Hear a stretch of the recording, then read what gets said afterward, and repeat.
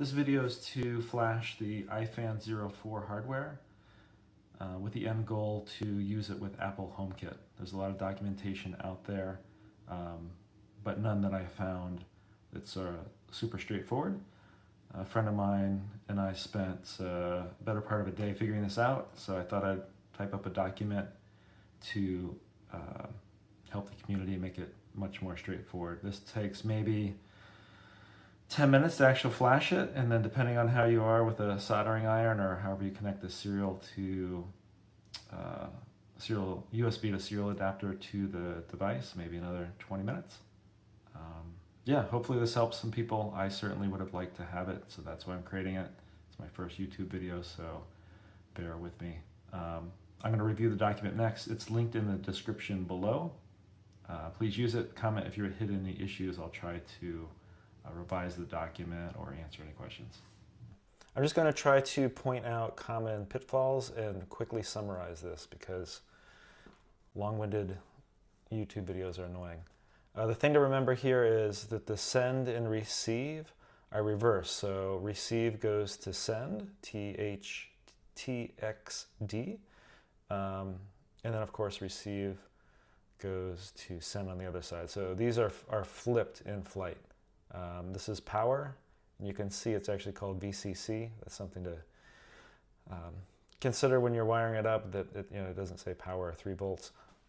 And then of course ground.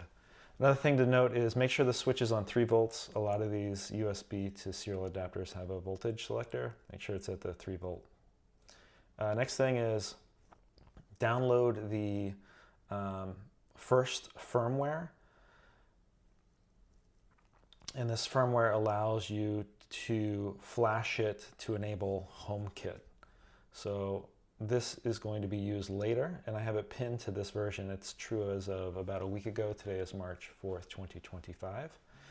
So this should continue to work. Even if there's new versions, you can link directly to this one. It should work. So just download that file.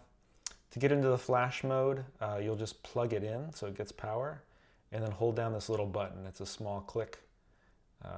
When you first get the device, when you plug it in, it'll make some beeps and some lights will show up and flash, and it'll make sound. If you do not hold the button, it'll make all those beeps and sounds. But when you do hold this button, it'll be silent. So you'll actually hold this power button down, or this, not power button, but this flash button down while you plug in the USB to serial adapter, and it will be silent. So you'll know that you're in the mode because it won't make any noise. If I remember correctly, there's also no lights. Next step, you'll go to this page and click connect. This is actually going to use the browser to connect to the serial adapter and flash it with the general ESP Home firmware.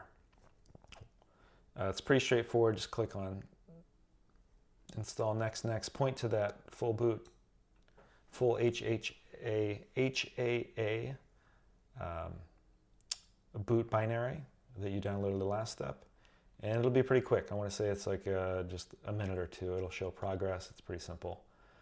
Once it's done, unplug it and have it reboot. Don't hold down the button this time, and because it's been flashed, it won't make the beeps and boops and lights and stuff that it initially had.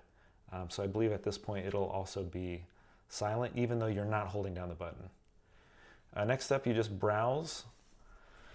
You'll actually need to connect to the SSID. So at this point, it'll have a open hotspot. And if you just look on your computer or your phone, you'll see, I think it's called HH or HAA something or other. Connect to it and go to this website.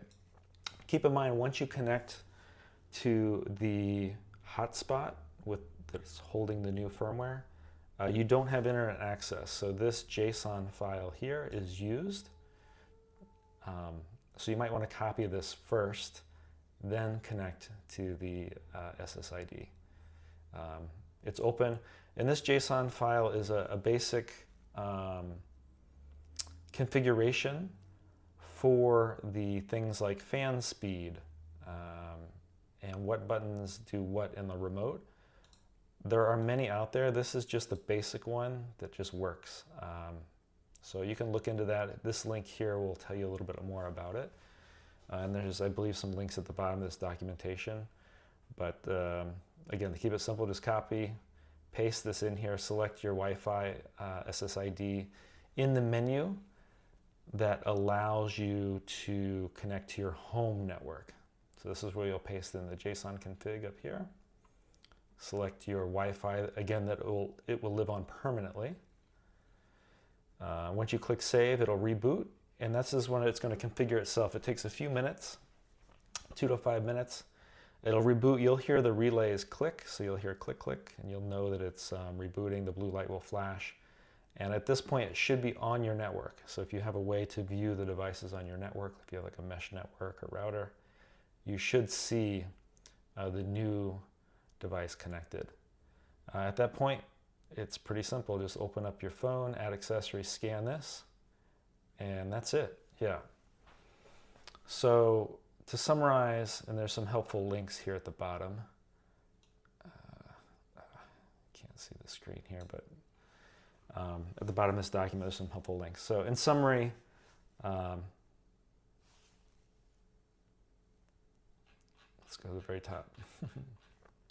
Make sure these are reversed. Send goes to receive, receive goes to send.